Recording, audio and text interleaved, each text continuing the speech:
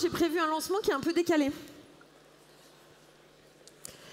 Dès le XIIe siècle, figurez-vous, l'alexandrin est devenu le maître poétique des sonnets de Ronsard, des tragédies de Racine ou de Corneille, des comédies de Molière, de presque tous les chefs-d'œuvre dramatiques, épiques, lyriques de notre incroyable et foisonnante littérature.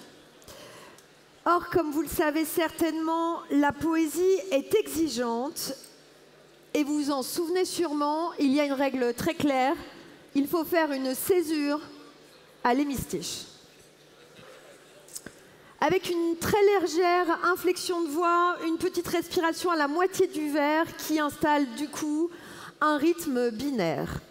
Jusque-là, c'est facile. Pourtant, Verlaine, lui-même, qui pourtant ne faisait pas de numérique, mais en 1866, il a choisi d'écrire un poème qui est désormais célèbre, qui à l'époque pour la blague était tiré en 500 exemplaires et qui montre qu'on peut aussi faire les choses différemment. Attention, vous êtes prêts, vous le connaissez tous. Je fais souvent ce rêve étrange et pénétrant d'une femme inconnue et que j'aime et qui m'aime. Vous l'avez? Eh bien, si vous écoutez bien cette assonance en « an », je fais souvent ce rêve étrange et pénétrant, vous allez voir que cette assonance, elle installe une musicalité différente malgré le respect théorique de la césure à l'hémistiche. En vrai, Verlaine avait réussi à créer un rythme ternaire dans un rythme binaire, innovant, surprenant, haletant, un autre rythme. Alors, vous allez voir où je veux en venir, parce que je veux en venir quelque part. Je crois que de la même manière, tous et toutes ensemble aujourd'hui, cette année à Bordeaux, hier à Lens, nous inventons un autre numérique, une autre manière de faire en créant finalement un cadre dans le cadre.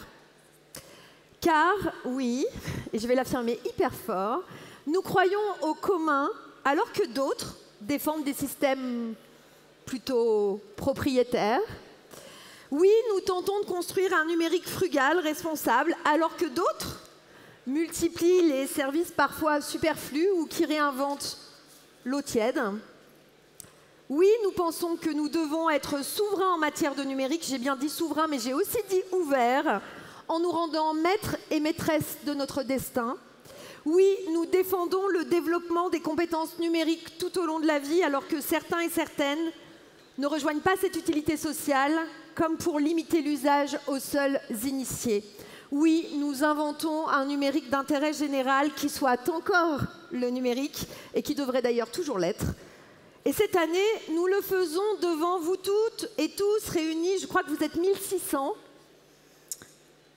Et ça veut dire qu'en gros, on est suffisamment nombreux, à mon avis, pour réinventer de nouveaux futurs pour le numérique. Donc merci, merci à vous tous et à vous toutes d'être venus si nombreux et nombreuses. Et je pense qu'on peut vous applaudir de votre présence. Et alors, je suis passée par Verlaine quand même, pour vous emmener jusque-là.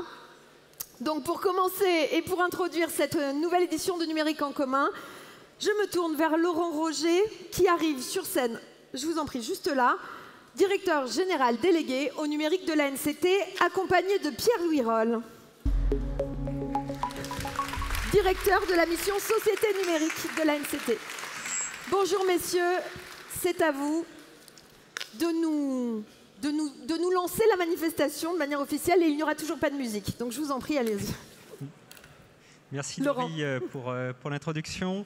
Monsieur le ministre, mesdames et messieurs les élus, mesdames et messieurs, chers participants, l'Agence nationale de la cohésion des territoires est fière d'organiser cette 6e édition consécutive de Numérique en commun, aux côtés tout d'abord de Bordeaux Métropole, que je remercie pour son accueil chaleureux et toute l'énergie mise dans la réussite de cette édition.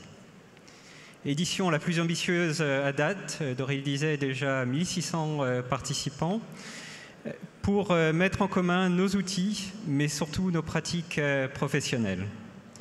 Ce qui caractérise Numérique en commun, c'est avant tout sa richesse collaborative, qui est à l'image du numérique que nous prônons, ouvert et inclusif.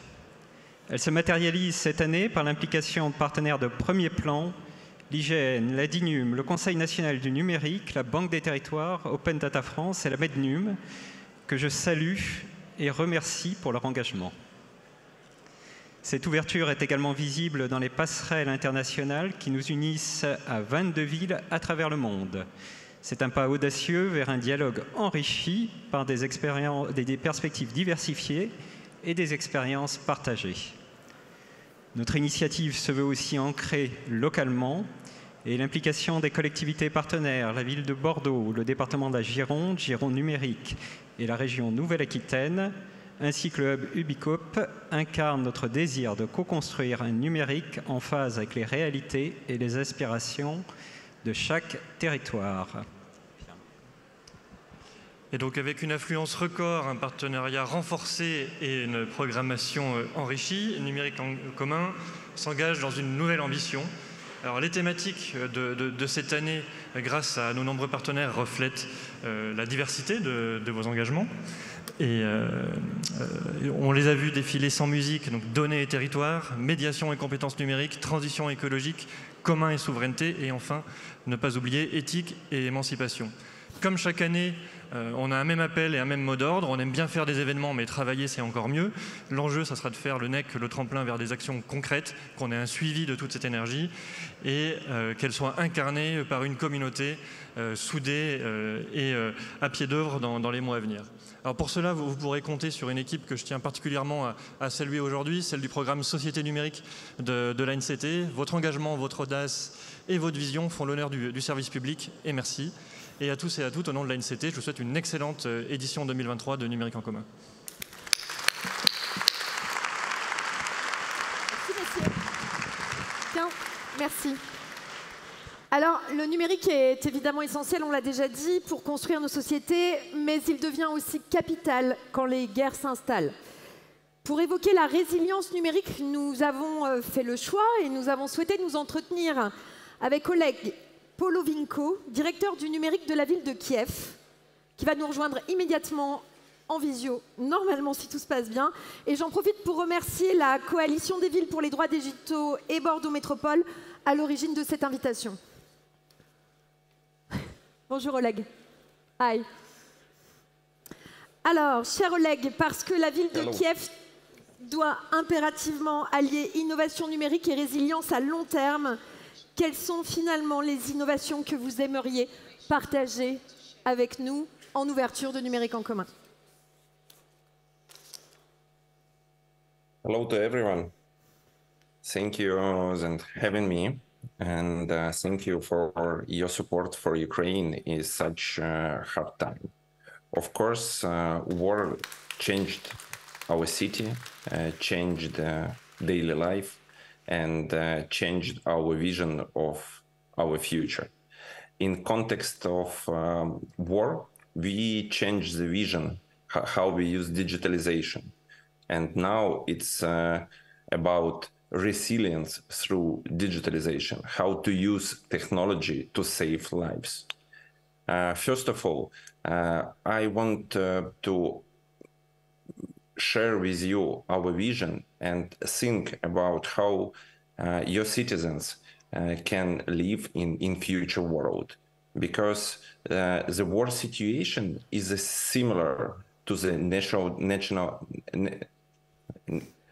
natural disasters like flooding, fire, forest, like earthquake, and we see that the climate change and the city facing new challenges, how to save their citizens. So our main message that safety, it's more than only how to provide the services and keep safe the city.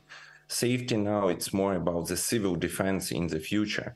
And think about how you communicate with your citizens. Are your citizens on the first place in this moment when you provide services for them and when you plan how you digitalize new services? Our history starting in 2021 when we launched Kyiv digital application for our citizens based on transportation app. In city population 3.2 6 million before the invasion. Now it's 3.4. In our application, we have more than 2.6 customers, and on the daily basis they use all the services, and we increasing civil defense and information in right moment, because when you facing earthquake, you have to provide right information for your citizens and help them to save their lives, to find shelter and rescue in safe places. As we see from now, not all cities have such solutions for their citizens and don't think in this way, because previously the focus was more on back services for providing efficiency and right management. So our main messages was focus on your citizens, think about them for future, think about the unpredictable future world, and try to find right instruments for them, right services for them to help them in critical moment. And again, thank you for your support. Thank you for hosting our families, our children in France. Thank you for your help to Ukraine, and stay with Ukraine. Thank you.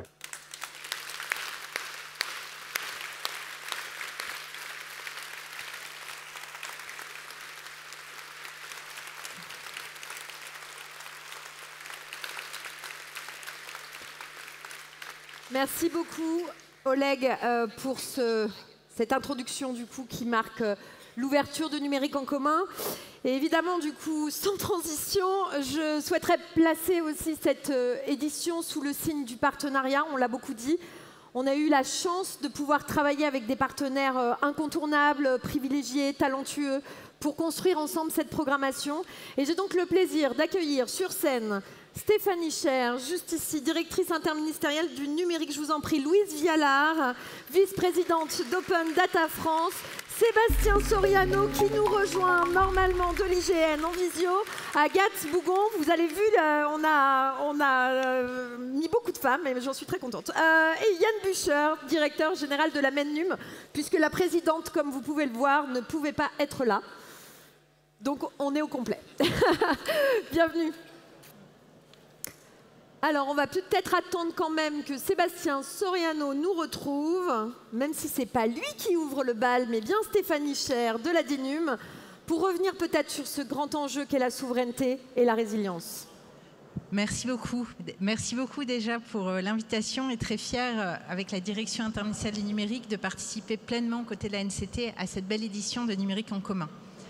Pour revenir sur cette thématique donc, qui nous est chère dans cette édition de la souveraineté numérique, je voudrais déjà partager avec vous que dans la nouvelle stratégie numérique de l'État, on a défini la souveraineté comme une des 4 priorités de cette nouvelle stratégie. Cette nouvelle stratégie, elle est en ligne et disponible depuis le 9 mars dernier. Donc, elle a été conçue ces derniers mois par un travail de collaboration avec l'ensemble des acteurs. Et si je la résume, en fait, elle vise à rendre l'État plus efficace, plus simple grâce au numérique. Tirer le meilleur parti du numérique pour l'efficacité de l'ensemble des politiques publiques, que ce soit dans le domaine social, la transition écologique, les transports, l'économie. Rendre également l'État plus simple pour les citoyens, pour les agents, grâce au numérique. Et c'est ce qui guide toute l'action de l'État dans ce numérique plus performant. Quand on en revient à la souveraineté, que cela veut-il dire dans cette nouvelle stratégie ? Alors, on le traduit à la DINUM avec l'ensemble des directions du numérique des ministères par le fait de maîtriser les systèmes d'information. Et je pense que ça fait écho avec ce qui vient d'être présenté à l'instant. Cette maîtrise, on l'a notamment par le fait de s'appuyer sur des communs numériques, des logiciels libres ou open source, qui sont choisis parce qu'ils s'appuient sur une large communauté. Ils restent à l'état de l'art, ils continuent à évoluer, et l'État est en capacité de les opérer sur ses propres infrastructures, sur du cloud sécurisé. de l'opérer en pleine confiance et donner ainsi à l'ensemble de l'interministériel, des ministères, mais aussi au profit des citoyens, des services robustes dans le temps, dont on a la maîtrise sur la durée. Je vais prendre des exemples, ce sera un petit peu plus explicite.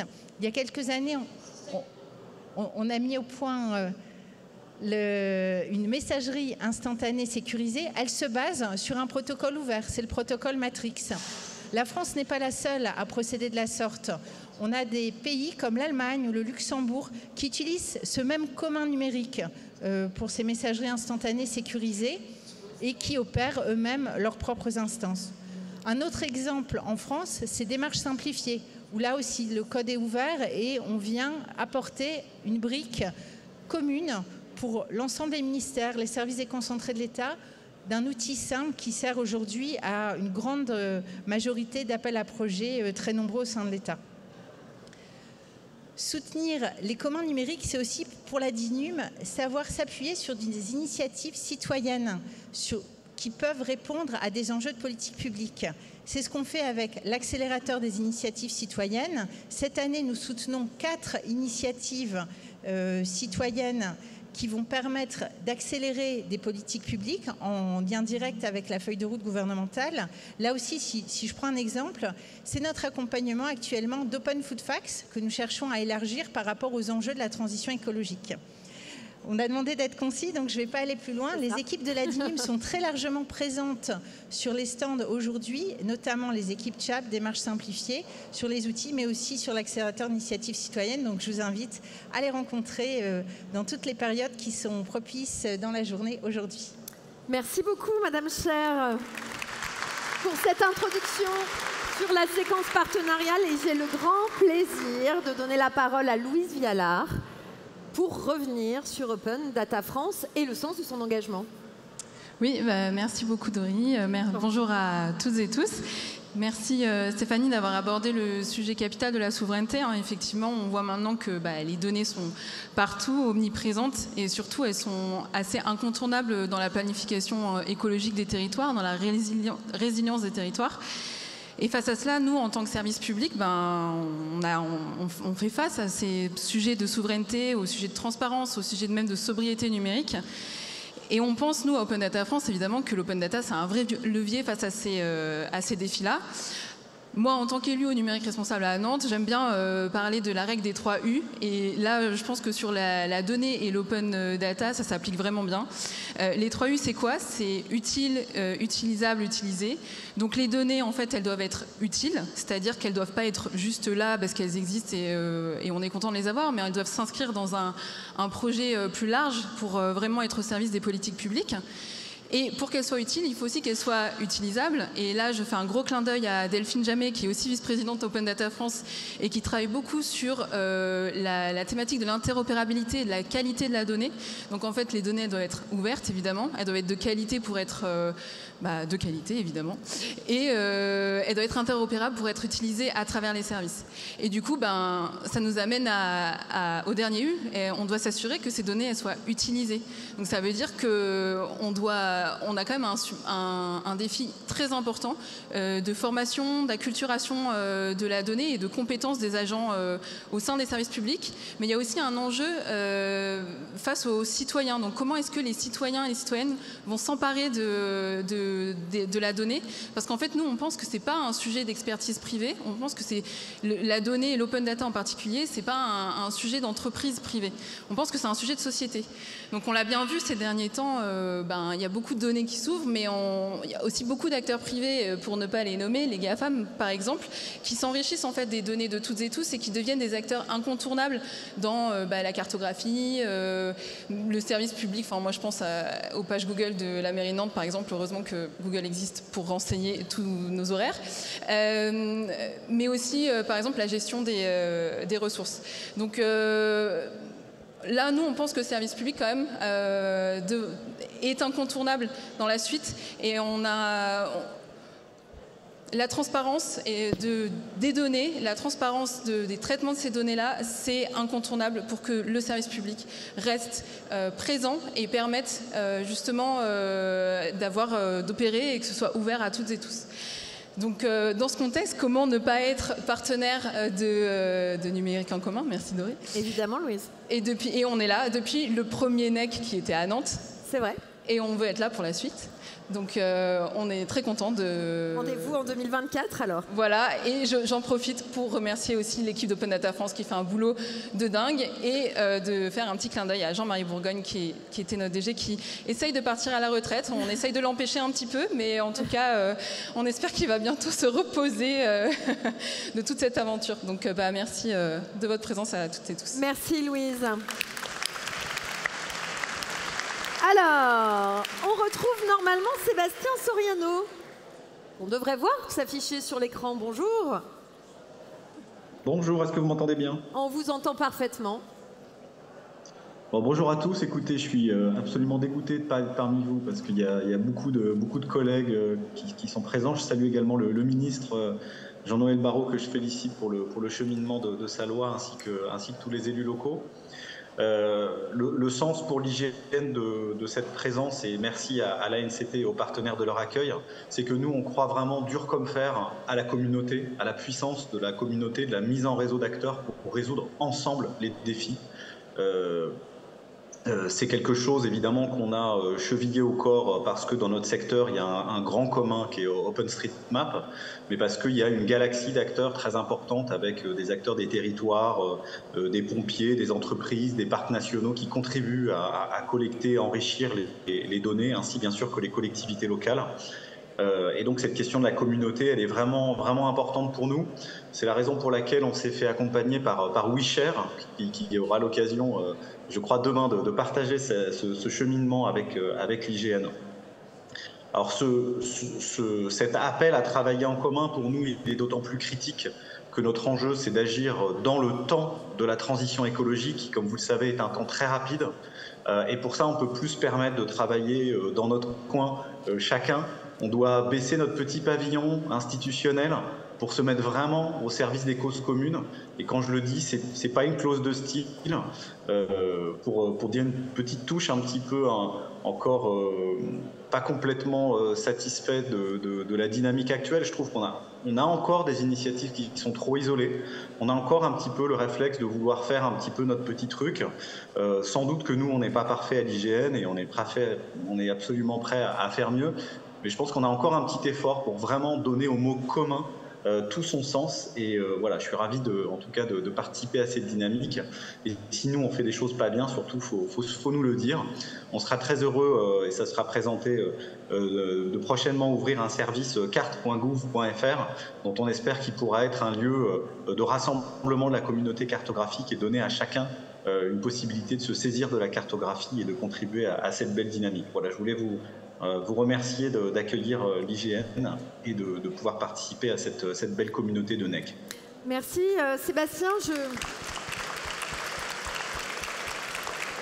Je tiens son mail à disposition pour toute remarque, évidemment, pour l'amélioration des produits de l'IGN. Merci. Agathe. Bonjour, merci. Bonjour, ravie de te retrouver là en tant que secrétaire générale adjointe du Conseil national du numérique. Et je te laisse à ton tour présenter les enjeux qui vous ont fait venir jusqu'ici. Pas de manière pirate cette année. Bonjour à tous. C'est ça. Le Conseil national du numérique participe à NEC national et local depuis de nombreuses années maintenant. Et nous sommes très heureux cette année du coup d'être partenaire officiel et d'avoir un stand. Ceux qui n'ont pas encore leur livre, n'hésitez pas à passer nous voir, échanger avec l'équipe. Ce sont 7 ouvrages qui sont autant de pans d'une culture numérique qui serait commune et qui sont à disposition de tous. C'était d'autant plus important pour nous d'être là cette année avec vous qu'à Lens, l'année dernière, nous lancions une démarche qui s'appelle Itinéraire numérique. Et depuis, nous sommes allés à la rencontre de beaucoup d'entre vous. À l'occasion de plus de 80 déplacements à travers la France, nous avons expérimenté une posture d'écoute, de débat très très ouvert autour de notre relation au numérique, qu'il s'agisse des réseaux sociaux, de l'intelligence artificielle, des outils numériques au travail. Et on en a publié la restitution, un des livres est disponible, on en tire 3 enseignements.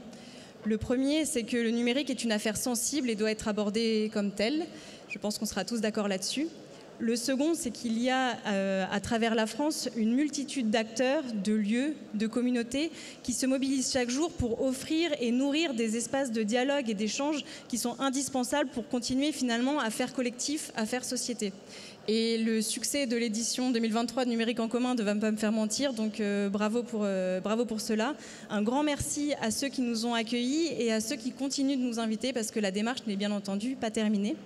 Et le troisième enseignement, c'est le fait que pour maîtriser les outils, finalement, il faut les comprendre, savoir comment ils fonctionnent, par qui ils ont été faits, d'où ils viennent, comment ils évoluent, et qu'on puisse partager finalement une culture numérique qui soit commune et qui nous permette de nous sentir maîtres. Ces deux derniers points sont fondamentaux, on les retrouve de manière très transverse dans nos travaux et nous pensons que c'est avec la mise en réseau d'acteurs locaux et nationaux et le partage de ressources nécessaires à la diffusion et à la définition d'une culture numérique qui serait partagée que nous pourrons être acteurs de cette révolution ou de cette transition à laquelle nous faisons tous face. C'est de cohésion sociale qu'il s'agit, donc c'est un enjeu qui est vraiment majeur et on est collectivement à un moment qui est charnière aujourd'hui avec France Numérique Ensemble, la structuration des feuilles de route, il y a vraiment une opportunité pour passer un cap là-dessus. Donc si vous avez envie d'en parler avec nous, nous sommes bien évidemment à disposition dans le stand là-bas ou avec l'ensemble des membres de l'équipe. Donc bravo à tous et un grand merci pour l'invitation. Merci Agathe. Et en conclusion pour cette partie thématique, ma structure de cœur, mon DG, Yann Bucher, pour revenir du coup sur les enjeux portés par la MEDNUM. Oui, merci Dory, merci tout le monde d'être là. Très content de prendre la parole et on peut impressionner bien évidemment devant 1600 personnes au nom de la coopérative La MEDNUM et des acteurs de la médiation et de l'inclusion numérique, bien évidemment.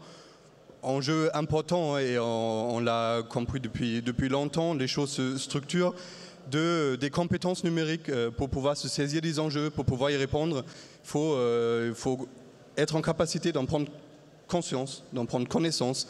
Premier numérique en commun avec cette nouvelle feuille de route France Numérique Ensemble qui est le fruit d'un travail quand même très structurant dans le Conseil national de la refondation qui avait un volet spécifique quant à l'inclusion et à la médiation numérique qui pose les bases, j'ai vraiment envie de dire ça, les bases sont posées avec cette feuille de route, avec les dernières études qui montrent qu'il y a aujourd'hui encore 16 millions de personnes qui se sentent un peu en difficulté par rapport au numérique. En prendre connaissance, s'émanciper grâce à l'inclusion et la médiation numérique, c'est vraiment la mission que portent nos sociétaires, mais tous les autres acteurs de la médiation numérique. Je disais, les bases sont posées, des dispositifs très structurants ont été pérennisés, les conseillers numériques, les hubs territoriaux qui font un travail très important dans les territoires, les équipes de l'ANCT, la Banque des territoires. La MEDNUM avec ses sociétaires seront à leur côté pour maintenant remplir avec vraiment du contenu et de la vie ce cadre-là.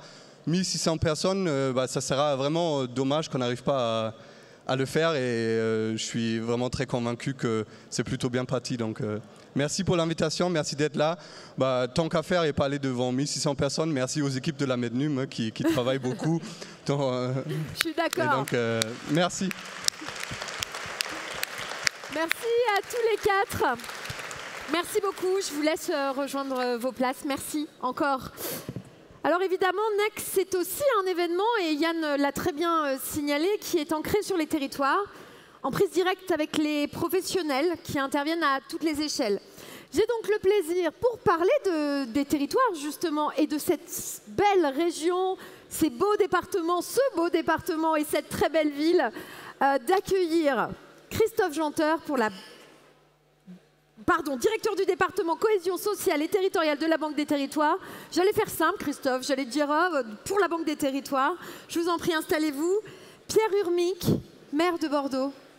Merci de nous recevoir. Jean-Luc Glaise, allez-y, président du département de la Gironde. Où est monsieur Glaise ?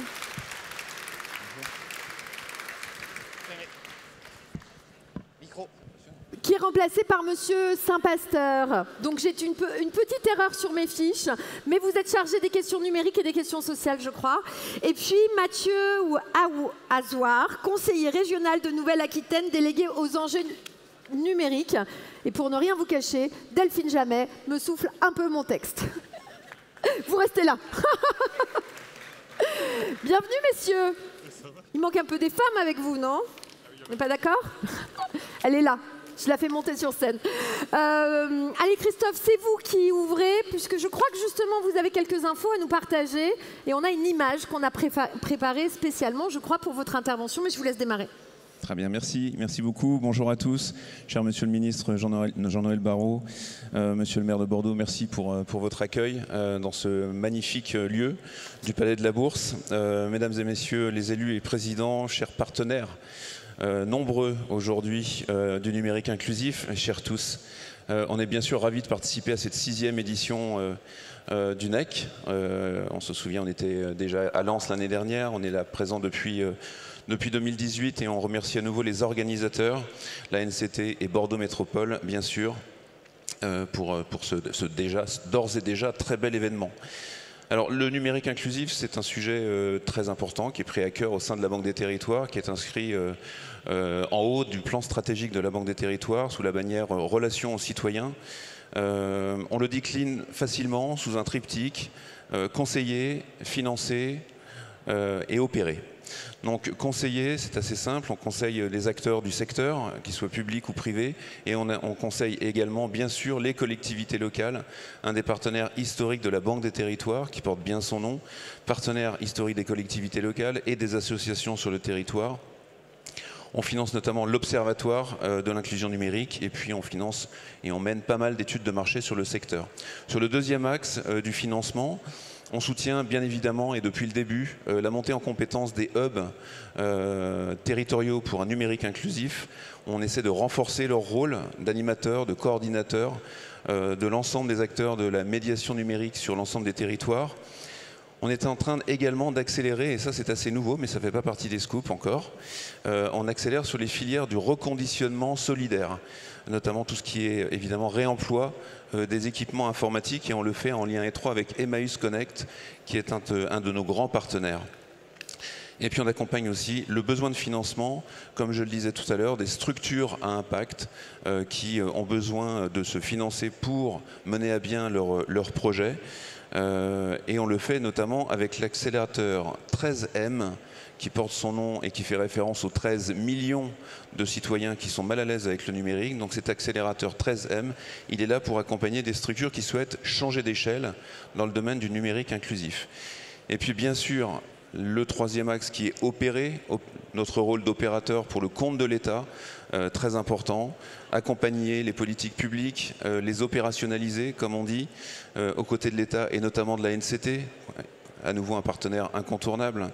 On le fait en mandat sur les conseillers numériques depuis 2021, 4000 conseillers numériques qui sont déployés sur tout le territoire, et puis bien sûr sur France Service depuis 2020. Donc on va poursuivre cet engagement historique.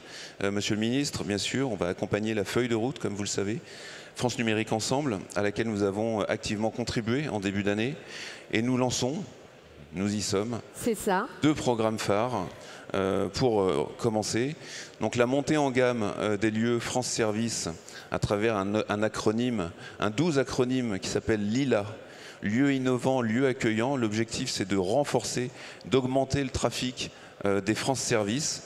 On le fera sur deux volets, transformer les lieux sur le volet aménagement, immobilier, avoir des lieux plus accueillants. C'est de plus en plus fort, j'ai l'impression, mais non, le monde, d'accord. On est bien. Et des lieux surtout également plus écologiques.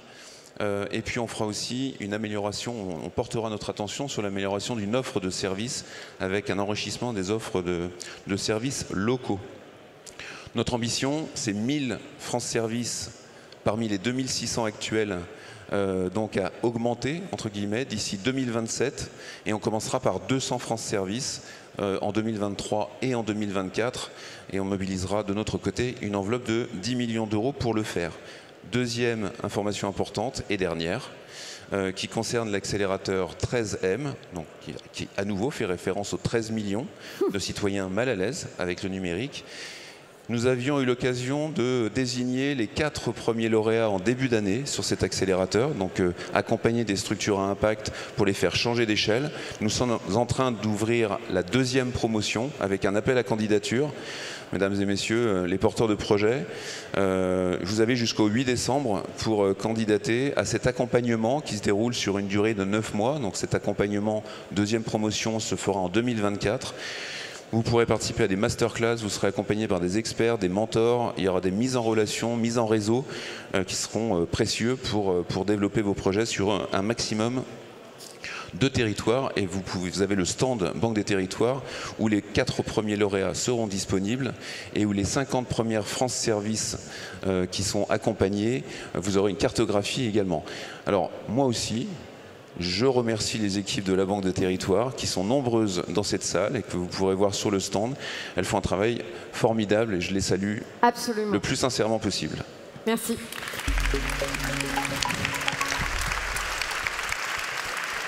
Bon, on avait une carte, elle n'a pas fonctionné, donc on ne l'a pas vue, mais on retrouvera toutes les informations sur l'espace de la Banque des Territoires. Monsieur Urmic, merci de nous recevoir encore une fois. Je vous laisse peut-être nous dire pourquoi vous avez choisi de vous engager dans ce bel événement qu'est Numérique en commun. Je vous remercie. Monsieur le ministre, monsieur le secrétaire général représentant monsieur le préfet, j'ai le grand plaisir de vous accueillir aujourd'hui ici à Bordeaux avec Delphine Jamet, conseillère métropolitaine en charge déléguée du numérique. C'est un plaisir de vous accueillir pour cette belle manifestation. Manifestation qui est chère à mes yeux et je remercie moi aussi avant tout Delphine Jamet pour son investissement dans sa réussite et j'associe également à ces remerciements les équipes d'organisation de l'ANCT et de la DGNCI.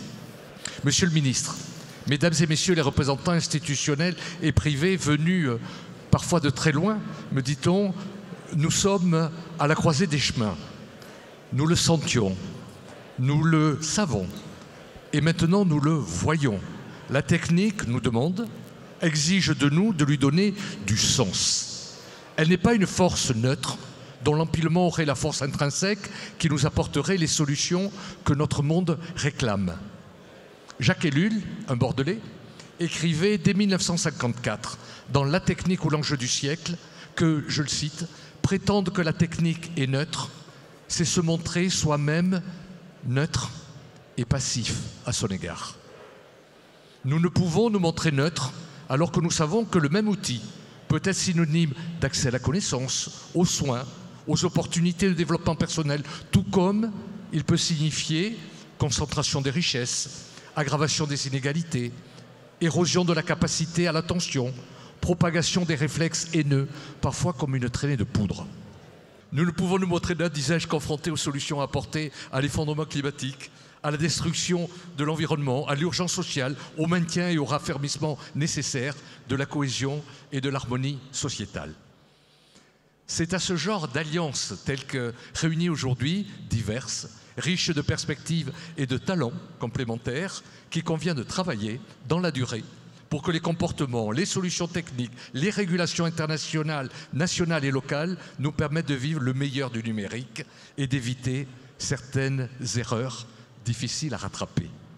Je sais que Numérique en commun a inscrit le numérique d'intérêt général à son fronton. Et nous verrons tout au long de la journée avec l'ONU, l'Union européenne et l'ensemble des partenaires que cet agenda politique est bien partagé. Je vous souhaite donc 2 journées productives et fructueuses et je vous invite à ne jamais vous décourager dans votre engagement. Le monde en a besoin. Agissez comme s'il était impossible d'échouer. Je vous remercie.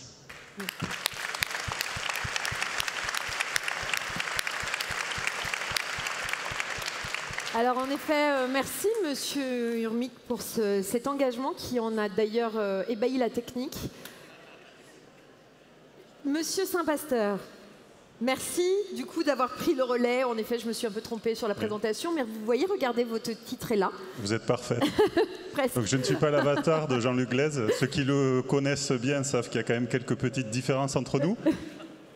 Merci de votre invitation et merci de me permettre de prendre ma part de tronçon dans ce long tunnel d'intervention que vous proposez. Tunnel qui me permet de d'appuyer mon propos qui se tient au niveau de la place de la Bourse. Donc j'ai commencé par rappeler, pour celles et ceux qui ne le savent pas, mais je pense qu'il n'y en a pas beaucoup, qu'au premier semestre 2023, ce qu'on appelle les 7 magnifiques, donc les GAFAM, Nvidia qui est fabricant de cartes mémoire, de GPU pour ceux qui connaissent, plus Tesla, ont engrangé une croissance de 70%. Que quand vous êtes arrivé, vous êtes peut-être passé devant cette magnifique publicité pour le dernier terminal mobile d'une célèbre marque à la pomme qui produit un téléphone fabriqué en titane qui malheureusement nécessite la production, la consommation de 6 fois plus d'énergie que de l'acier. Donc le tunnel qui nous aveugle, le bout du tunnel qui nous aveugle, qui nous éclaire, qui nous éblouit, celui de la technique, du bluff technologique, Jacques Ellul et Pessaquet d'origine, donc j'y suis particulièrement sensible. Il faut faire attention de ne pas s'engouffrer sans conscience dans cette direction. Donc évidemment, un tunnel, il a 2 bouts. Donc le chemin que nous empruntons au niveau du conseil départemental est en très étroite collaboration avec le conseil régional, brillamment représenté par Mathieu Azoir ici, avec la ville de Bordeaux, avec Bordeaux Métropole. C'est aussi celui d'avoir conscience que science sans conscience n'est que ruine de l'âme, mais numérique sans éthique, la rime n'est pas la même, mais la conclusion l'est. On déploie sur le territoire la fibre auprès de tous les Girondines et les Girondins. On est très attentif en fait à lutter contre les fractures numériques, contre les territoires qui sont en marge. On est à 75% de déploiement sur le territoire girondin afin que chacune et chacun, quel que soit son lieu d'habitation, puisse avoir accès à l'outil. On est attentif aussi aux publics qui sont peut-être plus éloignés de cette technologie dont nous parlons beaucoup aujourd'hui. Nous allons par exemple fournir un ordinateur à tous les enfants relevant de l'aide sociale à l'enfance au niveau du département avec un accompagnement spécifique parce que c'est des enfants qui sont plus exposés aux risques nombreux que l'on connaît sur la toile. Et puis on a aussi une démarche qui est partagée avec les autres collectivités. Je ne sais pas si le mot sobriété numérique est le bon, mais en tout cas de lucidité numérique. Et en gros, ce chemin que nous essayons d'emprunter en Gironde et que nous faisons de façon partenariale avec les autres collectivités, peut-être pas frères, mais en tout cas très partenaires, c'est celui aussi d'avoir conscience que notre action elle a un impact et qu'elle ne doit pas laisser sur le bord du chemin celles et ceux qui en sont le plus éloignés.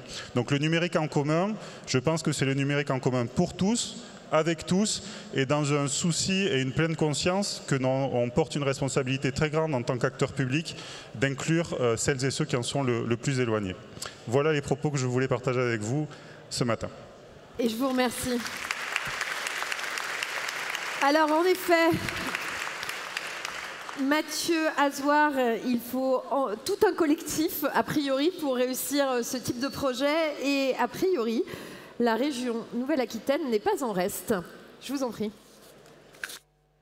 S'il ne marche pas, vous pouvez prendre... C'est bon, j'attends une minute. Bonjour à toutes et tous. Je ne sais pas si le collectif est une condition sine qua non. En tout cas, il nous permet, à l'échelle de Bordeaux, de la métropole, de la Gironde et de la Nouvelle-Aquitaine, d'arriver à faire des choses ensemble. J'ai le plaisir aujourd'hui de représenter le président de région, Alain Rousset. Et je vais commencer juste par un élément un peu plus macro. Dans l'organisation institutionnelle française, la région avons adopté un schéma régional du développement économique. Et dans notre ambition, c'est de devenir la première région éco-responsable de France. Pourquoi je le dis, c'est que forcément, il y a des déclinaisons et des corollaires liés au numérique et au thème de ce matin. Évidemment, le premier point, c'est réduire l'impact et l'empreinte environnementale du numérique, mais aussi parce que ça transcende l'ensemble de nos et de vos débats aujourd'hui, c'est de faire en sorte de voir émerger un numérique sobre, de confiance, durable, inclusif et résilient. Mais une fois qu'on a dit ces grands et ces gros mots, c'est concrètement comment nous agissons. Dans les prises de parole juste avant, la dimension du logiciel libre, de l'open source a été évoquée comme producteur de contenu et de commun numérique. Sachez qu'en Nouvelle-Aquitaine, nous avons une large histoire autour de l'open source et qu'il y a un cluster qui s'appelait Akinetic, qui s'appelle maintenant Naos et qui fait vivre le monde de l'open source et comme proposant des solutions autour d'un numérique plus responsable. Mais je relisais, nous avions sur nos tables le très belle double page du Monde sur numérique en commun. Je relisais, je vous le lis, ce que dit Henri Verdier. Les communs numériques sont essentiels et fragiles, comme l'est le modèle d'un Internet libre et ouvert. Et je pense que c'est la dimension de fragilité qui est aussi importante pour nous, parce que, je le dis souvent, nous avons le sentiment parfois de ne pas pouvoir lutter à armes égales avec des gros opérateurs. Moi, je suis sincèrement impressionné par le nombre de personnes ici, par les valeurs et les structures qui sont portées. Mais globalement, des fois, on a le sentiment qu'on a du mal à élargir le cercle et que nous avons besoin d'une mobilisation plus large. Monsieur le ministre, oui, la feuille de route, je trouve, est un premier élément important avec la mobilisation d'un État français. Mais on le voit que nous avons besoin d'une mobilisation beaucoup plus large à l'échelle européenne. Et je m'inscris dans le droit fil de ce que à la fois Pierre Urmic et Sébastien Saint-Pasteur ont évoqué autour de la dimension de commun. Moi, je rappelle souvent que pour des communs historiques qui sont de la gestion de l'eau, de la gestion des forêts, de la gestion des réseaux, nous avons su inventer des modèles gérés par la puissance publique et qui ne soient pas phagocytés par des grands opérateurs, parce que vous le voyez, et ça, je crois que ça fait l'objet d'un de nos combats, en tout cas c'est le mien. Sébastien Saint-Pasteur l'a évoqué, il y a 5, 6, 7, 8 grands comptes à l'échelle mondiale qui sont producteurs d'outils numériques, mais qui généralement sont à l'encontre des enjeux que nous portons aujourd'hui, à l'encontre des enjeux de souveraineté, de liberté, d'équité, et puis souvent dont le sport principal et de faire en sorte qu'ils évitent la fiscalité. Et cette équation, elle n'est plus tenable aujourd'hui. Il faut arriver à faire en sorte que ce que vous défendez et ce que je viens d'essayer de défendre aujourd'hui puisse aussi émerger. J'y apporte ma contribution, et puis si cette contribution elle est plus large, je pense que nous saurons avoir des belles solutions de numérique en commun. Je vous remercie. Merci beaucoup, monsieur Hazard. Alors, ça ne vous aura pas échappé, on a pris quelques minutes de retard, donc on va essayer, merci messieurs beaucoup, on va essayer de rationnellement gagner du temps. J'ai le plaisir, donc cette année, Numérique en commun s'associe aux rencontres internationales Digital Society, Digital Cities, portées par Bordeaux Métropole, en accueillant la coalition des villes pour les droits numériques et le réseau Eurocities. J'ai l'immense plaisir d'inviter sur scène à mes côtés Sophie Woodville, l'instigatrice de ces rencontres internationales. Il est pas mal. Oui, je sais.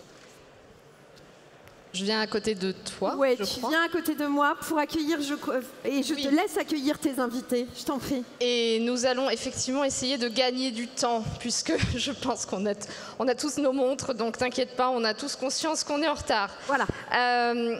Bonjour à tous, c'est très impressionnant de vous voir depuis ici. En quelques mots, il y a 5 ans, les villes d'Amsterdam, de Barcelone et de New York se rejoignaient pour lancer ensemble la coalition des villes pour les droits digitaux. Et depuis 5 ans, l'objectif c'était de promouvoir les droits numériques dans les villes et de lancer des actions concrètes dans ce sens. Pendant 5 ans, les membres de la coalition pour les droits digitaux ont travaillé ensemble pour concrétiser 5 grands principes qui sont inscrits dans la déclaration de cette coalition. Tout d'abord, l'accès universel et égal à Internet, la confidentialité, la protection des données, l'aspect sécuritaire, transparence, responsabilité, non-discrimination des données, démocratie participative, diversité et inclusion numérique, très importante, on le sait tous, les normes de services numériques ouverts et l'éthique. On a beaucoup avancé depuis et cet après-midi, on va encore avancer, on l'espère, beaucoup. On va même faire un bond en avant puisque cet après-midi, nous avons la réunion annuelle politique de la Coalition des villes pour les droits digitaux qui se tiendra à Bordeaux Métropole, ici, en partenariat avec Numérique en commun. Et on est très heureux de ce partenariat, que cette année Numérique en commun est ait fait ce partenariat avec nous et qu'on accueille ensemble beaucoup de villes, puisque nous avons, j'ai ma fiche parce que j'ai toujours peur d'en oublier une, nous avons Amsterdam, Assaï, Berlin, Bruxelles, Dublin, Gand, Glasgow, Grenoble, Helsinki, Leipzig, Maceo, Milan, Montréal, Niteroi, Portland, Porto, Reykjavik, Rotterdam, Toronto, Vienne et les institutions partenaires Eurocities, UCLG et UN Habitat qui sont ici avec nous. Et merci beaucoup à l'Agence nationale de la cohésion des territoires pour la mise en place de ce partenariat inédit. Et j'arrête de parler, rassurez-vous, parce que je pourrais continuer pendant un bon moment sinon. Mais on va accueillir 3 représentants de la coalition qui auront 1 à 2 minutes chacun maximum promis pour venir sur scène. Et donc j'appelle João Henrique Caldas, le maire de Maceo.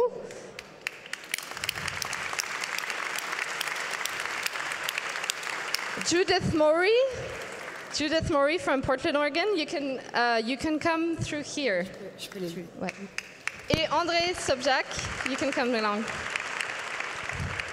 Thank you. You can stay here. You can grab a mic. Alors c'est l'instant Jean-Claude Van Damme. Je suis désolée, je vais faire du français et de l'anglais. Good morning, Mayor Caldas, and we'll wait for Judith and André to join us. Thank you very much. So I think everybody's very hungry, right? Okay, so we'll keep it short and sweet. Good morning, Mayor Caldas. Maceo is the leading city of the South American chapter of the coalition. It is also leading one of the missions alongside Bordeaux Métropole. Can you tell me a little bit more? Tell us a little bit more. Bonjour. First of all, I would like to say thank you to be here with you guys. I'm so proud to be here. And we are here representing our city, that's called Maceo. It is in northeast of our country. And we are here to make digital rights part of the global agenda and position. Then as a relevant policy topics across government levels and a multilateral institution. In order to do that, we want to tighten the link with multilateral institutions and establishing an international digital rights day. We want to work more closely with several multilateral institutions that are already working on the topic or could work with us.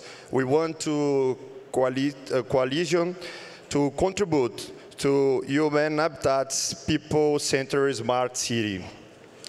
We want to create streams of actions with regional forums and, of course, with the European Commission.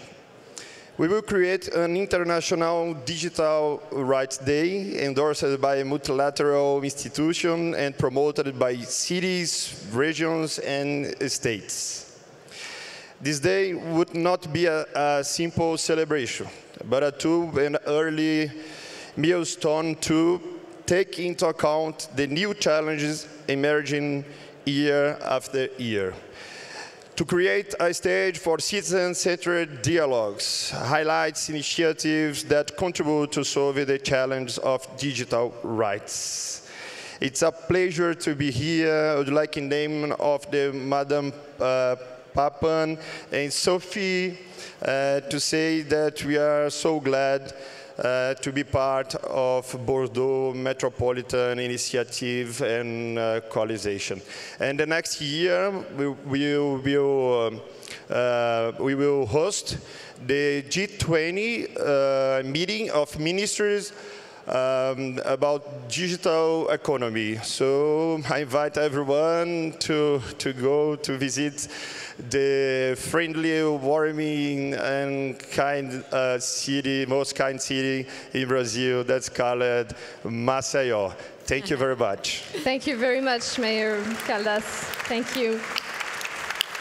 Judith Maury, thank you for traveling all the way from the West Coast, Portland, Oregon. Thank you. Yes, not a lot of sleep, 20 hours of travel. So happy to be here. Thank you so much for having us. It's really wonderful to be in France.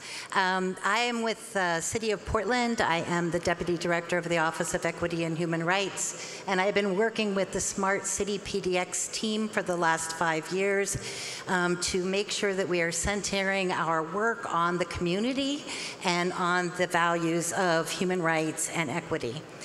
We have, in that period of time, the city has passed a set of privacy principles that have included transparency and equity.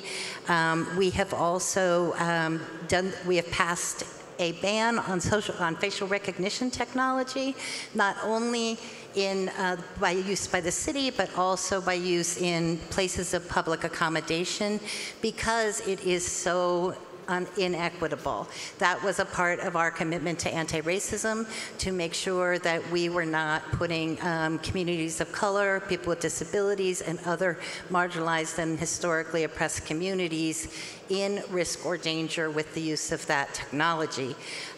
We don't want to ban all technologies at all. We love technology and what it can do for us.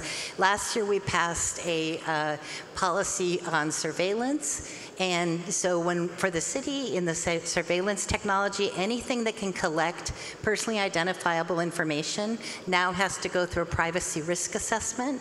And we are also making a public inventory available of all the technology that the city owns that has that capacity.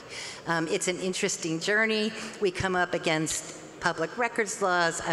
We have values around transparency, but that isn't what the lawyers always recommend. So we are weaving our way through this, but I'm very proud of the work we have done and will continue to do in this area. And we really are thrilled to be here as a part of this wonderful coalition. Thank you. Thank you, Judith. André Sobjak, vous êtes secrétaire général de Eurocities. On repasse en français.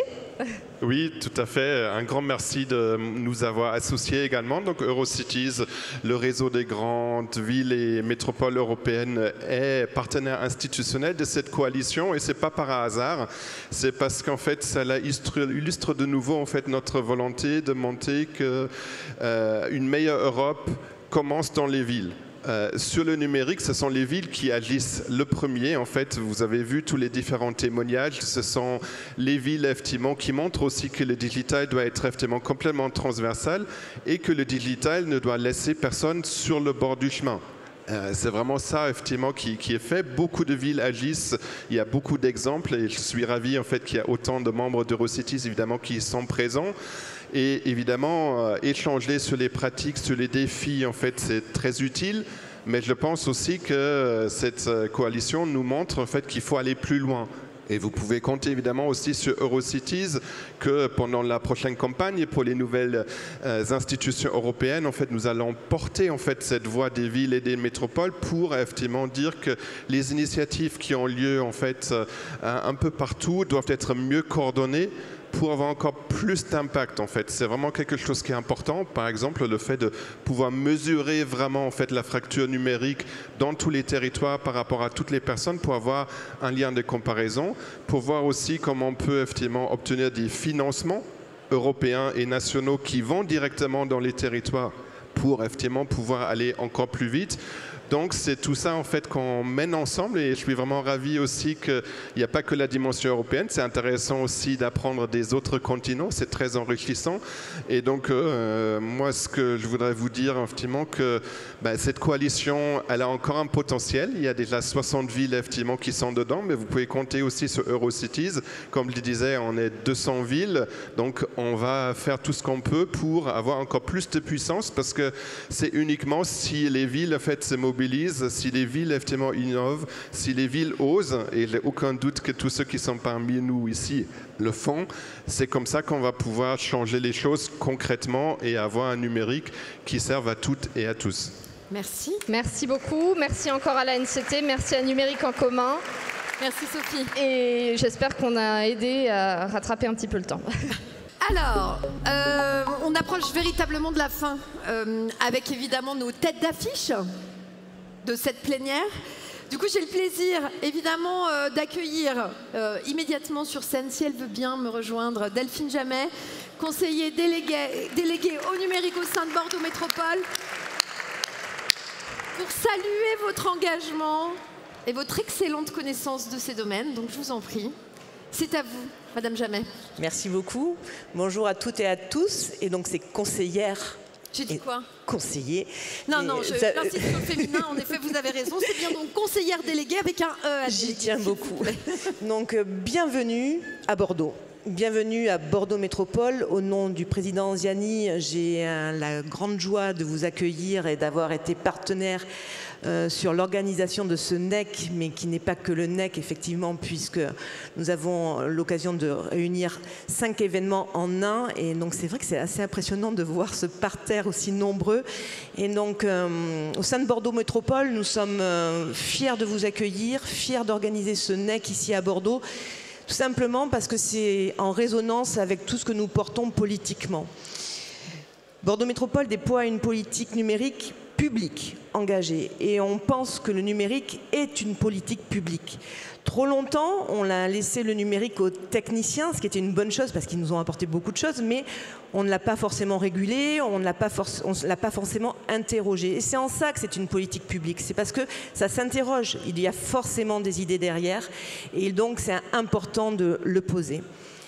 Récemment, il y a une loi au niveau français qui s'appelle la loi REN, exactement, excusez-moi, qui impose aux collectivités de plus de 50 000 habitants d'établir une stratégie numérique responsable. À Bordeaux Métropole, nous l'avons délibéré il y a quelques semaines et nous avons voulu présenter une politique numérique responsable à 360 degrés. C'est-à-dire que c'est une politique numérique responsable qui prend les impacts environnementaux, bien entendu, mais aussi sociaux et sociétaux du numérique, qui en tire le meilleur et qui essaye de corriger le pire. Il y a un beau stand de Bordeaux Métropole là-bas, donc je vous invite à aller les voir, comme ça je vais réduire mon discours, mais en tout cas je tenais à remercier profondément les équipes de Bordeaux Métropole qui sont engagées pour l'organisation de ce NEC et qui s'engagent au quotidien pour faire en sorte que les politiques publiques que nous décidons en tant que décideurs publics soient mises en œuvre et surtout qu'elles rayonnent sur le territoire, qu'elles rayonnent au niveau européen. Je tiens ici à remercier le directeur adjoint de la DG Connect aussi qui est venu sur Bordeaux pour ce NEC et de nous donner l'occasion de discuter directement comme ça avec la Commission européenne parce que je suis une fervente défenseuse de l'Union européenne. Je crois beaucoup en l'Union européenne. Je pense que le numérique a beaucoup avancé grâce à l'Union européenne et notamment grâce au RGPD. Je pense que si nous sommes aussi protégés en France et en Europe, c'est grâce à l'Union européenne. Et donc, nous avons besoin de l'Union européenne maintenant pour aller encore plus loin sur les droits digitaux, mais aussi plus loin sur l'inclusion numérique qui est vraiment fondamentale pour nous parce que nous ne pouvons pas, nous ne devons pas laisser sur le chemin de côté plus de 20% de notre population. Et je pense qu'il est important aujourd'hui de le dire, le numérique apporte beaucoup, le numérique exclut beaucoup. Et ce qui est important de dire, c'est que tout le monde ne sera pas autonome. Je pense que ce paradigme qui a été posé à un moment donné au début des transitions numériques, et moi je ne pense pas que nous soyons dans une transition, nous sommes dans l'aboutissement en fait d'une transition. Aujourd'hui, c'est plus une transition, c'est vraiment un déploiement accéléré du numérique. Et je pense qu'il faut se dire que certaines personnes ne seront pas dans ce déploiement. Et donc, il faut les accompagner. Et pour ça, il faut de l'humain. Donc, il faut un numérique humain et il faut garder des hommes et des femmes à des guichets de services publics parce qu'il n'y a que l'humain. Et la machine ne pourra pas tout remplacer. Elle pourra remplacer pour certains, mais pas pour tout le monde. Et nous devons garder ça dans notre scope parce qu'il me semble que c'est fondamental. Je vous remercie. Merci. Je vous souhaite à toutes et à tous un très bon séminaire de NEC et je remercie toutes nos villes étrangères qui sont venues aussi aujourd'hui. Merci beaucoup Madame Jamet et j'ai donc le plaisir d'accueillir sur scène notre ministre délégué au numérique. Enfin, chargé du numérique et délégué auprès du ministre de l'économie, des finances et de la souveraineté industrielle et numérique. J'ai nommé Jean-Noël Barrot. Je suis désolée pour le retard, je vous mets juste ici.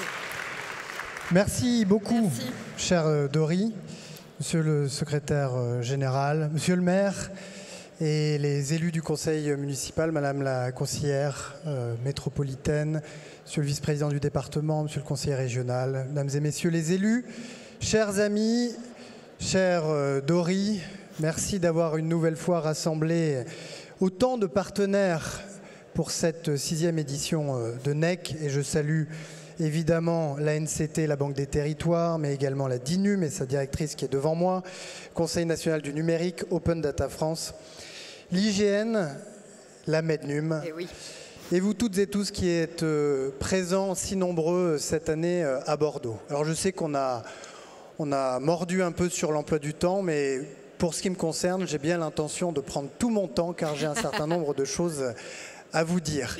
Je voudrais d'abord dire à Dory des félicitations pour le choix de ce lieu, puisque nous étions l'année dernière dans les gradins du stade Bollaert. Absolument. Et dans les tunnels. On est cette année sous les moulures de l'hôtel de la Bourse de Bordeaux, accueillis par la Chambre de commerce, mais nul doute que ce cru 2023 sera un grand cru. Ce que je voudrais vous dire, c'est que NEC, c'est un moment assez extraordinaire où l'on pratique, où l'on vit et où l'on ressent le numérique tel que l'on voudrait qu'il fût. C'est-à-dire un outil véritablement au service de l'épanouissement des personnes, un outil collaboratif, un outil libre, un outil au service de la création, de la créativité. Et on voit, quand on se promène dans les travées de NEC, que ce soit à Lens ou à Bordeaux, un foisonnement d'initiatives, d'énergie, de projets qui rend au numérique ses lettres de noblesse, parce qu'il correspond sans doute à l'utopie de celles et ceux qui, au début de l'Internet, se sont engagés pour que ces infrastructures se mettent en place. Et je sais que NEC est un concentré de ces initiatives, mais que chacune et chacun, vous vous attachez à les faire vivre au quotidien dans notre pays. Et vous avez beaucoup de mérite. Vous avez beaucoup de mérite parce que ce que me disent les Français est très éloigné de la vision que vous donnez ici à Bordeaux et chaque jour de l'année du numérique. Ce que me disent les Français, c'est que le numérique isole au lieu de rapprocher les hommes, que le numérique pollue au lieu de résoudre le grand défi climatique, que le numérique complique au lieu de simplifier l'accès aux droits de nos concitoyens. Et ce que nous disent les Français est confirmé cette année par la grande enquête que les responsables politiques consultent avec beaucoup d'attention chaque année de la Fondation Jean Jaurès, de Sciences Po et du CEVIPOF, qui s'appelle l'enquête des fractures françaises. Pourquoi est-ce que les responsables politiques consultent chaque année cette enquête avec beaucoup d'attention ? Eh bien parce que c'est dans cette enquête que l'on estime la confiance que les Français accordent à leurs institutions. Et traditionnellement, tout en haut du classement, vous avez les PME. 80% des Français leur font confiance. Et tout en bas du classement, vous avez les partis politiques. 20% des Français leur font confiance. Et c'est une enquête très intéressante qui est conduite depuis 11 ans maintenant. Cette année, pour la première fois, une nouvelle institution a fait son entrée dans le classement de la confiance qu'accordent les Français à leurs institutions. Ce sont les réseaux sociaux. Il a été demandé aux Français, est-ce que vous avez confiance, oui ou non, aux réseaux sociaux? Pensez-vous que le niveau de confiance qui leur est accordé est plus proche de celui des petites et moyennes entreprises, 80%, ou celui, à l'autre bout du classement, des partis politiques avec moins de 20%? C'est évidemment la deuxième réponse. Les réseaux sociaux sont juste au-dessus des partis politiques dans la liste des institutions dans lesquelles les Français font le moins confiance. Alors, mesdames et messieurs, chers amis qui vous engagez dans vos territoires au quotidien pour donner du numérique une vision différente, comment en sommes-nous arrivés là? Comment en sommes-nous arrivés là? Eh bien, je crois, chers amis, que nous avons singulièrement manqué de vigilance et que nous avons manqué de discernement. Nous avons manqué de vigilance parce que nous avons laissé le numérique et plus précisément Internet être privatisé par un certain nombre de grands acteurs bien éloignés de la manière dont nous considérons les hommes et les femmes bien sûr et dont nous considérons le monde.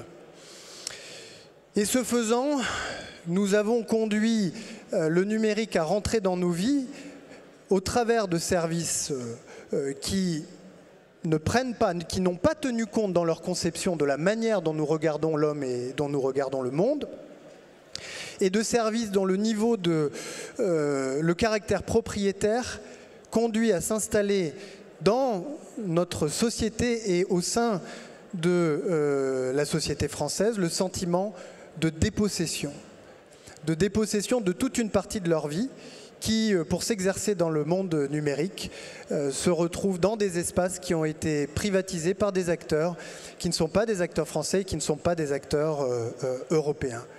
Voilà pourquoi si peu de confiance est attribuée à un certain nombre de ces grands acteurs, de ces grandes plateformes qui ont été perçues au départ comme des plateformes d'expression et des plateformes de liberté, mais qui donnent aujourd'hui le sentiment à nos concitoyens d'être dépossédés de leur expression et dépossédés de leur liberté. Et nous avons manqué, chers amis, de discernement. Nous avons manqué d'exigence parce que nous avons laissé le numérique accompagner certains des travers de nos sociétés modernes. Et plutôt que d'utiliser le numérique comme un outil pour faire échec à la rouille de l'individualisme, à l'opium du matérialisme, nous avons laissé le numérique accompagner et amplifier ces tendances-là. Et le résultat, il vient d'être rappelé par certains des orateurs qui m'ont précédé. C'est qu'il y a aujourd'hui un Français sur 3 qui est éloigné du numérique parce qu'il n'est pas internaute ou ne se sent pas compétent, que ça n'est pas un fait générationnel mais que c'est un fait social nouveau, le visage des éloignés du numérique étant celui des employés et des ouvriers, des personnes faiblement qualifiées, des personnes vivant dans des petites communes rurales plutôt que dans des grandes métropoles, et que ce fait social nouveau n'est pas indépendant de certains phénomènes de fatigue démocratique, puisque là où se situent les fragilités numériques, c'est là où se situent les fragilités civiques. On le voit avec les taux d'abstention enregistrés aux élections et en particulier à l'élection présidentielle 2022 dans les communes qui sont frappées par des fragilités numériques importantes. Autrement dit, nous avons, par manque de vigilance et par manque d'exigence, laissé s'installer une déprime numérique contre laquelle vos actions au quotidien se mobilisent, mais à laquelle il faut continuer inlassablement, ou contre laquelle il faut inlassablement continuer de lutter. Alors quels sont nos leviers d'action pour lutter contre cette déprime numérique qui saisit notre pays, mais bien évidemment les autres grandes démocraties occidentales? Le premier levier, c'est la régulation. Le deuxième, ce sont les communs. Et le troisième, c'est la lutte contre l'éloignement numérique, et c'est France Numérique Ensemble. La régulation. Nous avons laissé pendant 20 ans les grandes entreprises du numérique se retrancher derrière l'hétérogénéité de nos législations nationales pour fournir aux citoyens de l'Europe des services numériques sans respecter nos règles et sans être assujettis à nos impôts. La règle était simple, il fallait aller s'abriter en Irlande pour pouvoir échapper à l'impôt ou pour pouvoir minimiser ses impôts et pour pouvoir échapper à nos règles. Pourquoi échapper à nos règles? Parce que pour que l'Europe se développe et pour qu'elle s'unifie, eh bien, les règles économiques en Europe répondent à un principe qui est celui du principe du pays d'origine, qui fait qu'il est interdit à un État membre comme la France d'imposer des règles plus lourdes à une entreprise numérique lorsqu'elle est basée en Irlande que des règles que l'Irlande impose à cette même entreprise. Et pendant 20 ans, nous sommes restés les bras ballants à regarder cette évasion fiscale ou optimisation fiscale et réglementaire se produire sous nos yeux et créer dans nos sociétés une immense frustration démocratique. Mais ça, mesdames et messieurs, nous avons réussi à y mettre fin en grande partie, grâce à la mobilisation de la France et du président de la République qui en a fait un combat personnel, grâce à la mobilisation de nos députés européens, de notre commissaire européen. D'abord en établissant des règles fiscales qui désormais s'appliquent à toutes les entreprises, quel que soit le pays d'Europe dans lequel elles se situent. Nous allons adopter dans quelques jours les mesures de transposition d'un accord européen, mais qui est un accord plus large, d'impôt minimal sur les sociétés, qui fait qu'on ne pourra plus, qu'on soit une grande entreprise du numérique ou de tout autre secteur, échapper à l'impôt, quel que soit le lieu d'établissement. Ça, c'est pour la fiscalité, mais ce n'est pas vraiment le sujet du jour.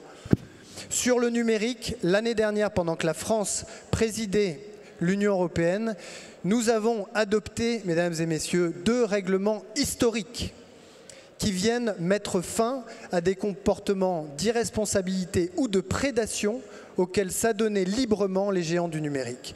Ces règlements, c'est le règlement sur les marchés numériques, que l'on appelle le règlement DMA, qui va venir interdire 26 pratiques commerciales déloyales qui ont permis à des géants du numérique de verrouiller des marchés numériques en imposant leur monopole sur ces marchés, en tenant les entreprises, collectivités, administrations européennes dans un lien de dépendance et évidemment en fermant ces marchés à tous les acteurs français et européens qui entendaient y entrer. Le deuxième de ces règlements, c'est le règlement sur les services numériques, qu'on appelle le règlement DSA, qui lui aussi, comme le DMA, est d'une ampleur aussi importante que le RGPD d'il y a 5 ans. Le règlement sur les services numériques fait sortir ces grandes plateformes du statut d'irresponsabilité dans lequel elles se complaisaient depuis 20 ans, en leur imposant de retirer les contenus illicites qui leur sont signalés, mais aussi de partager leurs données avec les chercheurs, de faire auditer leurs algorithmes, de s'abstenir de faire de la publicité ciblée sur les mineurs, mais surtout d'analyser et de corriger le risque systémique qu'elles font peser sur la santé de leurs utilisateurs, sur le discours civique et sur la sécurité publique. Cela veut dire que nous sortons d'un monde, en tout cas pour l'Europe, dans lequel la seule responsabilité dans certains pays pour ces plateformes était de retirer les contenus manifestement illicites qui leur étaient signalés, à un monde dans lequel elles doivent désormais tenir compte de l'impact négatif qu'elles peuvent avoir sur notre société et sur nos démocraties. Et ça, c'est une révolution et c'est la France qui l'a portée. Alors maintenant, merci, oui, vous pouvez applaudir la France. Alors maintenant, il faut évidemment que ces règles s'appliquent, il faut que les sanctions tombent pour que l'on sache bien dans le monde entier que lorsque l'on vient sur le marché européen, qui est le plus grand marché économique du monde et qui est la plus grande démocratie du monde, il s'applique des règles en matière de concurrence juste et équitable et en matière de respect d'un certain nombre de valeurs auxquelles nous, Européens, sommes très attachés. Deuxième élément, après la régulation, c'est le retour et le renouveau des communs. S'il y a une grande frustration dans ces modèles propriétaires, ce n'est pas uniquement parce qu'ils nous imposent un certain nombre de règles et de valeurs, qu'ils répondent à des modèles économiques, etc. C'est que dans un modèle propriétaire, la communauté est dépossédée de sa capacité à agir sur l'outil lui-même. Et cette capacité à se réapproprier l'outil est un facteur décisif de l'épanouissement et de l'émancipation des personnes qui l'utilisent, cet outil. Et c'est la raison pour laquelle, y compris dans les technologies numériques les plus avancées, et je pense en particulier à l'intelligence artificielle générative, nous insistons beaucoup pour que les communs trouvent toute leur place. Et j'ai personnellement insisté pour que dans les nouvelles mesures qui ont été annoncées dans le cadre du plan France 2030, sur lequel nous veillons pour sa partie numérique avec Bruno Le Maire, eh bien que figure un appel à manifestation d'intérêt dédié aux communs numériques au service de l'intelligence artificielle générative. Parce que je refuse, Monsieur le Maire citait Jacques Ellul tout à l'heure, je refuse que nous subissions une nouvelle fois la domination politique induite par la domination économique, elle-même induite par la domination technologique, qui nous a été imposée par la vague précédente des révolutions technologiques. Et je souhaite que nous puissions développer en France et en Europe dans les prochaines semaines et les prochains mois nos propres modèles. Et des modèles qui soient forgés au feu de la langue et de la culture française et qui soient les nôtres. Ces technologies, nous devons en être les maîtres et les possesseurs. Et pour en être les maîtres et les possesseurs, il nous faut évidemment nous appuyer sur les communs, parce que l'intelligence artificielle, comme vous le savez, ça s'entraîne sur des jeux de données, et ces jeux de données, ils doivent être issus de notre patrimoine informationnel, audiovisuel et textuel, ils doivent être ouverts, ils doivent être disponibles à tous, et ça c'est une première chose sur laquelle j'ai beaucoup insisté. La deuxième chose sur laquelle j'ai beaucoup insisté, s'agissant de l'intelligence artificielle générative. Au moment où l'Europe est en train, première démocratie du monde à le faire, de se doter d'un cadre pour la responsabilité des développeurs de systèmes d'intelligence artificielle, c'est de donner toutes les dérogations possibles aux développeurs qui choisissent la voie de l'open source. Parce que le contrôle démocratique qui s'exerce au travers de l'open source me paraît être la meilleure garantie possible contre tous les dévoiements que l'on peut faire de ces technologies. Alors on me dit, comprenez monsieur le ministre, on me le dit souvent en anglais, si c'est open source, eh bien tous les méchants du monde pourront se saisir de ces outils pour en faire les pires des usages. Eh bien je réponds que bien sûr qu'il faut éviter le dévoiement à des fins extrêmement malveillantes et guerrières de ces technologies-là, mais que nous, Européens, avons aussi à l'esprit que ces modèles respectent un certain nombre de valeurs, contrairement à la génération précédente des technologies qui ne l'ont pas fait, de respect de la vie privée, de respect du droit d'auteur, de respect des créations originales. Et si nous voulons que ces outils respectent cela, alors il nous faut que nativement ils soient conçus en Europe. Sinon, une nouvelle fois, nous serons en défensive pour réguler. Et pour qu'ils soient bien conçus, pour qu'ils tiennent compte de ces valeurs auxquelles nous sommes très attachés, auxquelles tous les citoyens d'Europe sont très attachés, alors il faut laisser la communauté s'exprimer. Et lorsque vous avez des modèles qui sont développés en open source, ils ne doivent pas subir les mêmes réglementations très lourdes en matière d'audit et de transparence. Alors je ne sais pas si nous emporterons ce combat dans les derniers trilogues, c'est-à-dire discussions qui vont avoir lieu entre le Conseil, la Commission et le Parlement européen, mais sachez qu'avec Bruno Le Maire, nous y consacrons toute notre énergie. La régulation, les communs et France Numérique ensemble, parce que Mme Jamel l'a dit, on ne peut pas se passer de l'humain, même si je dois dire que si nous sommes aujourd'hui face à un constat terrifiant, celui de s'apercevoir, la métropole a elle aussi fait son propre sondage cette semaine, que nous avons entre 20 et 30% des gens qui se sentent incapables de réaliser des démarches en ligne. C'est aussi parce que, et je le dis devant la directrice du numérique de l'État, parce que nous avons dématérialisé, pardonnez-moi l'expression, de manière très nonchalante et sans faire attention à placer l'usager, l'utilisateur au cœur. On a entendu tout à l'heure le directeur des services d'informatique de la ville de Kiev. On pourrait entendre certains de nos amis indiens qui se sont mobilisés sur d'autres projets d'infrastructures numériques publiques. Et on pourrait les interroger sur l'impact qu'a eu le développement dans leur pays, même si ça répond à d'autres normes et même si aucune expérience n'est parfaite. On pourrait leur demander si le déploiement des infrastructures numériques en Inde et en Ukraine a creusé les fractures, a creusé des fractures numériques. Ils vous diront que non. Au contraire, en Inde, les infrastructures numériques publiques ont permis de réinclure des centaines de millions de citoyens dans une société de laquelle ils étaient laissés au bord du chemin. Donc il n'y a pas d'équivalence entre dématérialisation de l'accès aux droits et aux services publics et exclusion numérique. Il y a donc, s'agissant de l'inclusion numérique, et je sais que la directrice du numérique de l'État l'a parfaitement à l'esprit et y travaille, il nous appartient pour l'avenir, et en nous saisissant des outils nouveaux qui apparaissent et qui viennent à notre disposition, de renverser la vapeur et de faire en sorte que la prochaine fois que nous dématérialiserons l'accès aux services publics et l'accès aux droits, nous simplifions l'accès aux services publics et l'accès aux droits plutôt que de le compliquer. Mais vous avez raison, Madame Jammet, il y a la garantie humaine qui doit encore et toujours demeurer, et non seulement parce qu'on doit toujours en dernier recours pouvoir accéder à une personne qui nous aide, mais aussi et surtout parce que le numérique, ça ne sert pas qu'à faire des démarches en ligne.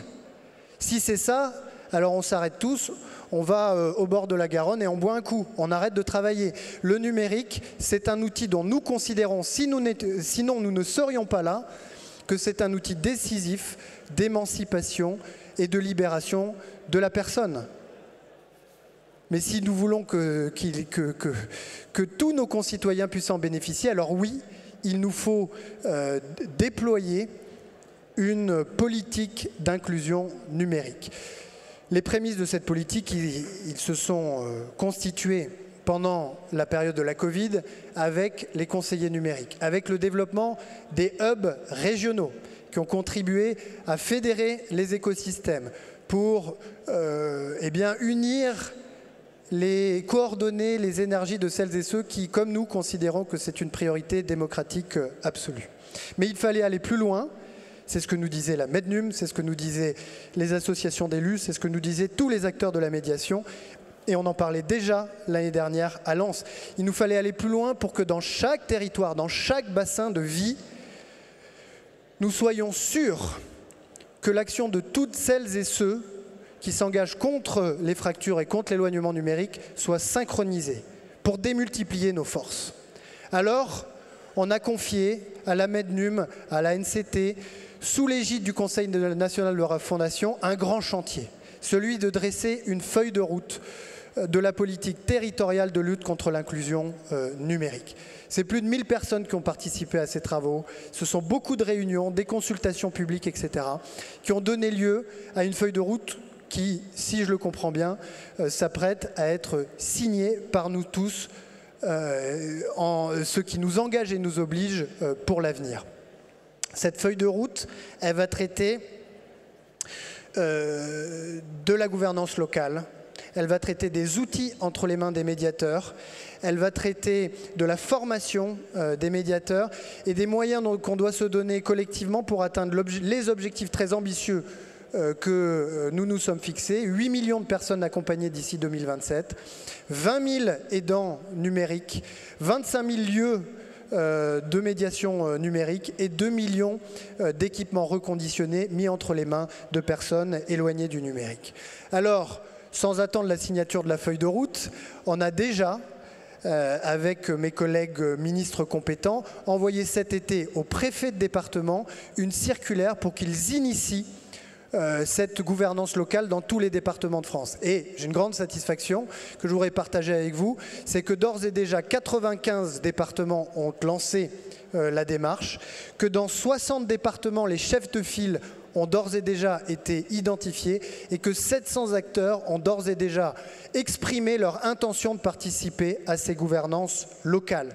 Cela signifie que nous avons eu raison, Dory, et toutes celles et ceux qui ont participé à ce travail, parce qu'à vous dire vrai, quand au cœur de l'été, la circulaire est partie, mon cabinet était très content, mais je craignais que tout cela, dans le flot général des circulaires, ne soit pas suivi d'effet. Eh bien si, la machine est désormais enclenchée. Alors signons, mes chers amis, cette feuille de route. Profitons de cette belle journée à Bordeaux pour nous encourager mutuellement à poursuivre ce juste combat que nous menons ensemble. Et plein succès à vous toutes et tous dans les projets que vous entreprenez pour que vive Numérique en commun, pour que vive la République et pour que vive la France. Vive la France. Alors voilà. Merci beaucoup, Monsieur le Ministre.